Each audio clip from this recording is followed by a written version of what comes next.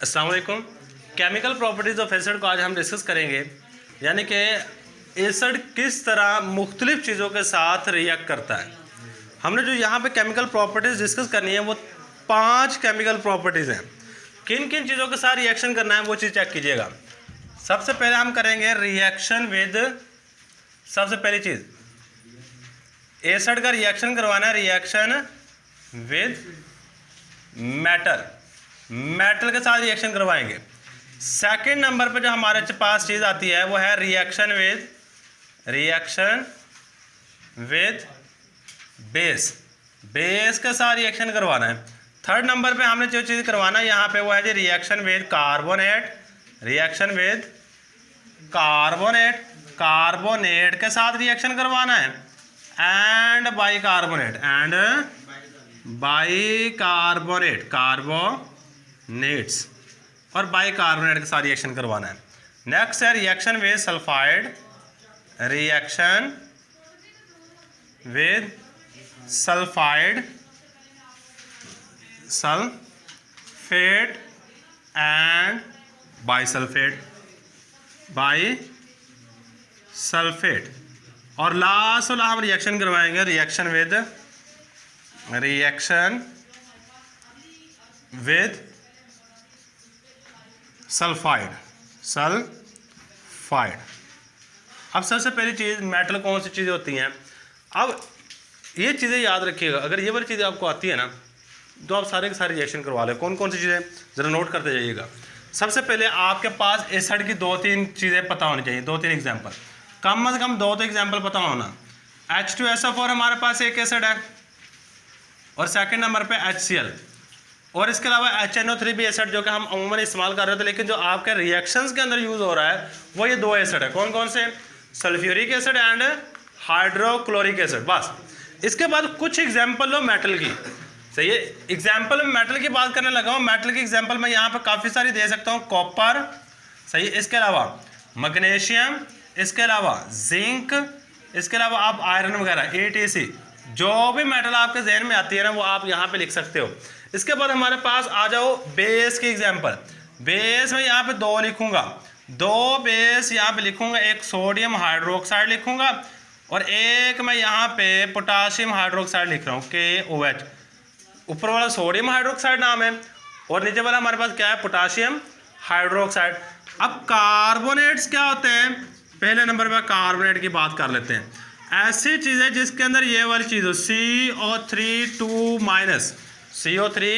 2-, इस तरह की चीज़ों का हम नाम देते हैं कार्बोनेट का। क्या नाम देते हैं? कार्बोनेट का। इसकी एग्जांपल चेक कीजिएगा। अब आपने क्या करना है, इसके साथ ये वाली भी सोडियम कार्बोनेट और ये वाली चीज़ हमारे पास कैल्शियम कार्बोनेट। देखो दोनों में क्या आ रहा है? CO3। और ये वाली चीज़ क्या है? बाइकार्बोनेट। ये वाली चीज़ क्या है हमारे पास? बाइकार्बोनेट। बाइकार्बोनेट ऐसी चीज़ होती है जिसके अंदर ये वाली चीज़ है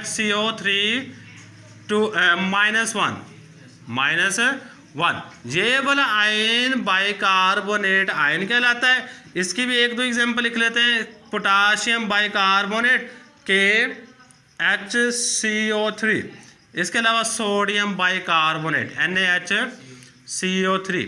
सही है, ये हमारे पास सोडियम बाइकार्बोनेट, ऊपर वाला पोटाशियम बाइकार्बोनेट। अब इसके बाद जो सल्फेट, सल्फेट कौन सी चीज़ें होती है ज़रा गौर कीजिएगा, जिसके अंदर ये वाला फंक्शन ग्रुप आ जाए। कौन सा? SO3 फंक्शन ग्रुप आ जाए, इसको हम नाम देते हैं सल्फेट का। किसका नाम दे रहे होते हैं? सॉरी, SO4 आ जाए। कौन सा? SO4। इसकी एग्जाम्पल देखिएगा हमारे पास, इसके ऊपर चार्ज होगा -2। इसकी एग्जाम्पल है हमारे पास कैल्शियम सल्फेट CaSO4 एंड हम यहाँ पे एक और एग्जाम्पल लिख लेते हैं मैग्नीशियम सल्फेट,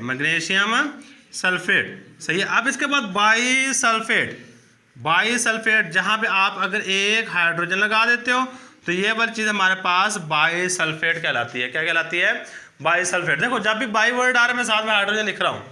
यहाँ पे देखो कार्बोनेट के साथ बाइकार्बोनेट लिखा, यहाँ पे हाइड्रोजन लिख दिया। सल्फेट के साथ बाइसल्फेट लिखा तो यहाँ पे हाइड्रोजन लिख दिया। और बाइसल्फेट की एग्जांपल अगर मैं करूँ तो यहाँ पे sodium bisulphate NaHSO4 NaHSO4 sodium bisulphate sulphate. और सल्फाइड ऐसी चीज़ जिसके अंदर ये वाला फंक्शन ग्रुप हो S-2। इसकी एग्जांपल ले लें जी FeS, फेरस सल्फाइड। अब आ जाती है रिएक्शन की बारी। अगर ये वाली चीज़ इतनी ये बेसिक कॉन्सेप्ट है, अब अपनी मर्जी से रिएक्शन करवा सकते हो, ज़रूरी नहीं रट्टा लगाना है, तो ये बुक वाला सेम एज इट याद करना है, जितने मर्जी रिएक्शन बना लो इससे चेक करना। अब देखना एक चीज़ तो लाजमी आएगी, मैं सबके साथ है, चलो पहले ये करता हूँ, सबके साथ है ये H2SO4, सब में HCl लिख देता हूँ, यहाँ पे भी H2SO4 और HCl, यहाँ पे भी H2SO4 एंड HCl, यहाँ पे भी H2SO4, यानी कि एसिड में हर जगह पे लिखूंगा क्योंकि एसिड की केमिकल प्रॉपर्टी है, सो मैं एसिड को हर जगह पे लिख रहा हूँ, ज़रा गौर करो, सही है। अब मैं यहाँ पे एक और बेस की एग्जांपल दे देता हूँ, एल्यूमिनियम हाइड्रोक्साइड भी हमारे पास एक और बेस की एग्जांपल है, तो ये यहाँ पे 3 आ जाएगा, ज़रा गौर करना आप। पहले मैं एक मेटल के साथ रिएक्शन करूँगा, बाद में दूसरी मेटल के साथ रिएक्शन करूँगा, चलो गौर करना। मैं यहाँ पे रिएक्शन करवाता हूँ अगर कॉपर के साथ, और यहाँ पे रिएक्शन करवाता हूँ जिंक के साथ, चेक करना होता क्या है। मेन चीज़ है हमारे पास रिएक्शन, तो ये होना क्या है कि आपका कॉपर, ये वाला कॉपर और ये वाला हाइड्रोजन एक दूसरे को रिप्लेस कर देंगे, यहाँ पे ये वाली चीज़ आगे लग जाएगी, ये यहाँ से उतर जाएगा, सही। यहाँ पे जाके लगेगा क्या बनेगा, कॉपर सल्फेट और साथ में H2, हाइड्रोजन गैस रिलीज हो जाएगी, साथ में हाइड्रोजन गैस। इस तरह के मैं ऊपर की तरफ कोई चीज़ लगाता हूँ, एरो लगाता हूँ, इसका मतलब क्या है, मतलब ये होता है ऊपर की तरफ उड़ जाती है। क्या होता है मतलब इसका कि ऊपर की तरफ रिलीज हो रही है, उड़ रही है। अब इसके बाद देखो यहाँ पे, यहाँ बिल्कुल वही काम जो ऊपर किया है, ये वाली चीज़ आगे लग रही है, इसकी जगह पे ये यहाँ से रिलीज होनी है, यहाँ बनता है जिंक क्लोराइड और साथ में हाइड्रोजन गैस। इक्वेशन को बैलेंस करोगे तो यहाँ पे 2 लगाना पड़ेगा, सही है। अब इसके बाद आ जाओ, ये मेरे पास है एसिड, इसका रिएक्शन करवाना किस चीज़ से, बेस है। और याद रखिए इस तरह के रिएक्शन को न्यूट्रलाइजेशन रिएक्शन कहते हैं, और ये बड़ा इंपॉर्टेंट है, पास पेपर में बड़ी दफ़ा आया हुआ है, न्यूट्रलाइजेशन रिएक्शन। न्यूट्रलाइजेशन रिएक्शन ऐसे रिएक्शन जिसमें एसिड और बेस रिएक्ट करते हैं, जिसके नतीजे में साल्ट और वाटर बनता है। क्या हो, एसिड और बेस रिएक्ट करें, साल्ट और वाटर बने। जरा गौर करना, मैं यहाँ पे इस चीज का रिएक्शन करवाने लगा हूं इसके साथ। चलो पहले सोडियम हाइड्रोक्साइड करवा लो, Na, देखो एक एसिड एक बेस। एसिड तो हमने लेना है, किसके साथ रिएक्शन करवाना, बेस, जो मर्जी लिखो आपकी मर्जी है। जैसे रिएक्शन करवाओगे हमारे पास काम वही है तकरीबन, ये वाली चीज़ आके इसकी जगह पे, ये वाली चीज़ आके इसकी जगह पे, सही। देखो एक हाइड्रोजन जब आके यहाँ पे लगेगा क्या होगा, वाटर बन जाएगा, सही है। हमारे पास क्या बन जाएगा, Na2SO4 बन जाएगा, Na2SO4 और साथ में वाटर बनेगा। इक्वेशन को बैलेंस करोगे तो यहाँ पे 2 वाटर के मॉलिक्यूल बनेंगे और यहाँ पे आपको 2 सोडियम हाइड्रोक्साइड लेने पड़ेंगे। यहाँ पे चेक करो, ये एसिड है, इसके साथ में बेस लगाने लगा हूँ, ये वाला एल्यूमिनियम हाइड्रोक्साइड। सेम काम, एल्यूमिनियम में जाके यहाँ पे लगना है, हाइड्रोजन जाके यहाँ पे लगना है, और हमारे पास क्या होना है, एल्यूमिनियम क्लोराइड बन जाना है, AlCl3, साथ में 3 वाटर के मॉलिक्यूल बनेंगे और यहाँ पे आप 3 लगा दो, यहाँ पे आप 3 लगा दो, समझ है। अब इसके बाद देखो कार्बोनेट और बाइकार्बोनेट के साथ रिएक्शन किस चीज का, एसिड का। किसका, एसिड का रिएक्शन करवाना है कार्बोनेट और बाइकार्बोनेट के साथ। अब देखो कार्बोनेट मैंने लिखी हुई कुछ एग्जांपल, मैं सोडियम कार्बोनेट या कैल्शियम कार्बोनेट, आपकी मर्जी है।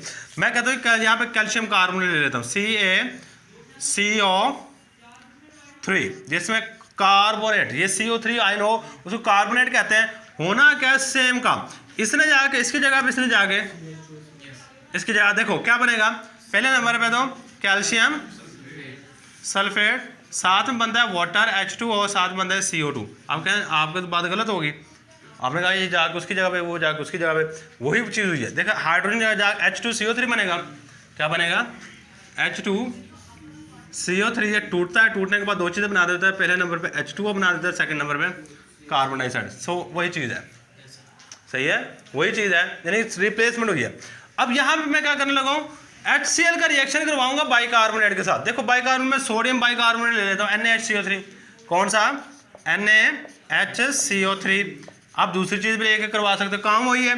सोडियम को उठाओ इसकी जगह पे, हाइड्रोजन जाएगा उसकी जगह पे, ये क्या बन जाएगा, sodium bicarbonate NaHCO3 and then water और कार्बन डाइऑक्साइड गैस। नीचे आ जाओ, यहाँ पे क्या होना है, दो चीज़ों के साथ रिएक्शन करवाना है हमने, सल्फेट के साथ एंड बाइसल्फेट के साथ। सल्फेट के साथ मैं कहता हूँ सपोज कि कैल्शियम सल्फेट ले लिया यहाँ पे, कैल्शियम सल्फेट। जैसे मैं कैल्शियम सल्फेट के साथ रिएक्शन करवाऊंगा तो यहाँ पे होना क्या, वही काम, ये कैल्शियम जाएगा इसकी जगह पे, ये आ जाएगा इसकी जगह पे, सही है क्या, सॉरी HCl के साथ करवा लें, इसका रिएक्शन करवा लें। वैसे अगर इसके साथ करवाते हैं तो सेम चीज़ बनती है, या HCl के साथ करवाओ, किसके साथ, HCl के साथ। अब देखो अगर मैं HCl के साथ रिएक्शन करवाता हूँ क्या होगा, कैल्शियम क्लोराइड बनेगा CaCl2, साथ में हमारे पास बनेगा H2O और SO2, H2O and then sulphur dioxide gas बनेगी, सल्फर डाइऑक्साइड गैस बनेगी। अब इसके बाद हमारे पास इक्वेशन को बैलेंस करेंगे, यहाँ पे हमें 2 लगाना पड़ेगा, यहाँ पे 2 लगाना पड़ेगा, सही है। और इसके बाद हमारे पास नेक्स्ट देखिएगा, यहाँ पे हमने HCl का रिएक्शन करवाना है बाइसल्फेट के साथ। ये हमारा बाइसल्फेट है NaHSO3, NaHSO, वैसे सल्फेट और बाइसल्फेट हमारे पास 3 वाला है, सही है। यहाँ पे भी 3, यहाँ पे भी 3। अब यहाँ पे होगा क्या, यहाँ पे चेक कर लीजिए, ये 3 आएगा बच्चे, ये हमने गलत लिख लिया था, यहाँ पे भी 3 सही। अब यहाँ पे गौर करना है, यहाँ पे भी काम वही होना है, ये वाली चीज़ जानी इसकी जगह पे, ये वाली चीज़ जानी इसकी जगह पे। ये देखो क्या बनेगा हमारे पास, NaCl पहले नंबर पे, NaCl। अब देखो एक हाइड्रोजन ये है, एक हाइड्रोजन ये है, यहाँ से एक ऑक्सीजन लेगा, क्या बनेगा H2O, क्या बनेगा H2O, और साथ में SO2 गैस बनेगी। लास्ट वाला रिएक्शन है वो किसके साथ है जी, रिएक्शन विद सल्फाइड, किसके साथ, सल्फाइड के साथ रिएक्शन है, फेरस सल्फाइड यहाँ पे लिया हुआ है। अब यहाँ पे मैंने क्या कीजिए, इसका भी रिएक्शन फेरस सल्फाइड के साथ करवा दी, FeS के साथ, इसका भी रिएक्शन फेरस सल्फाइड के साथ करवा दो। होना क्या है, वही काम, ये जाएगा इसकी जगह पे, ये चला जाएगा इसकी जगह पे, ये हमारे पास कौन सी बन जाएगी, देखो ये FeSO4 और साथ में 2SO2 बन जाएगा, 2SO2। देखो एक सल्फर ये 2 सल्फर 4 ऑक्सीजन, दोनों टूट जाएंगे, 2SO2 बन जाएगा। इसके बाद हमारे पास क्या है, यहाँ पे भी सेम काम, ये इसके साथ और ये इसके साथ, यहाँ पे हमारे पास वही काम बनेगा जी, हमारे पास FeCl2 और साथ में H2S, हाइड्रोजन सल्फाइड बनेगा, हाइड्रोजन सल्फाइड। इक्वेशन को बैलेंस करोगे, यहाँ पे 2 लगाना पड़ेगा। अब जो पास पेपर में MCQ के तौर पे चीज़ें जो पूछी जा चुकी है, ये तो रिएक्शन है, ये रिएक्शन आपको याद करने पड़ेंगे, जो मेन चीज़ है वो रिएक्शन ही है। अब इसके मुतालिक वर्डिंग हम खुद लिख सकते हैं, सही है। जब हम इसके बारे में मुतालिक लिखेंगे ना, हम कहते हैं when acid react with metal it form salt and release hydrogen gas. अब जब पास पेपर में काफ़ी दफ़ा MCQ के तौर पर पूछा हुआ है, वो ये वाली चीज़ है, वो कहता है जी what happen when acid react with carbonate and bicarbonate, या which gas is released when acid is reacted with carbonate and bicarbonate। कौन सी गैस रिलीज हो रही है, कार्बन डाइऑक्साइड। ये बात याद रखनी है, इसको याद करने का तरीका अभी पता चल जाएगा।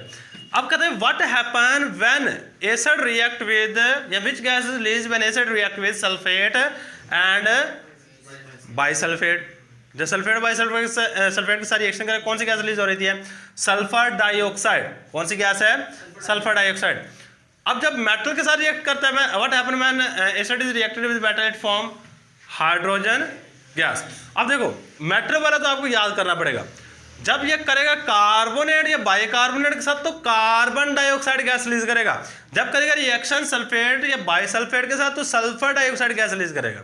मतलब सल्फेट बाइसल्फेट के साथ सल्फर डाइऑक्साइड, कार्बोनेट बाइकार्बोनेट के साथ कार्बन डाइऑक्साइड। और मेटल के साथ ये 3 इंपॉर्टेंट बातें जो कि MCQ के हवाले से यहाँ पे बड़ी इंपॉर्टेंट है। और ये वाला सबसे इंपॉर्टेंट शॉर्ट क्वेश्चन है, वो पास पेपर में बड़ी दफ़ा आया हुआ है, what is neutralisation reaction. Neutralisation reaction होता क्या है, इसको इस तरह कहते हैं one acid react with base it form salt and water, this reaction this type of reaction is known as neutralisation reaction. जब एसिड बेस के साथ रिएक्ट करता है और ये साल्ट और वाटर बना देता है, इसको हम न्यूट्रलाइजेशन रिएक्शन कहते हैं।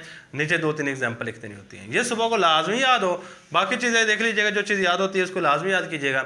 ये हमारे पास आज के लेक्चर में। अल्लाह हाफ़िज़।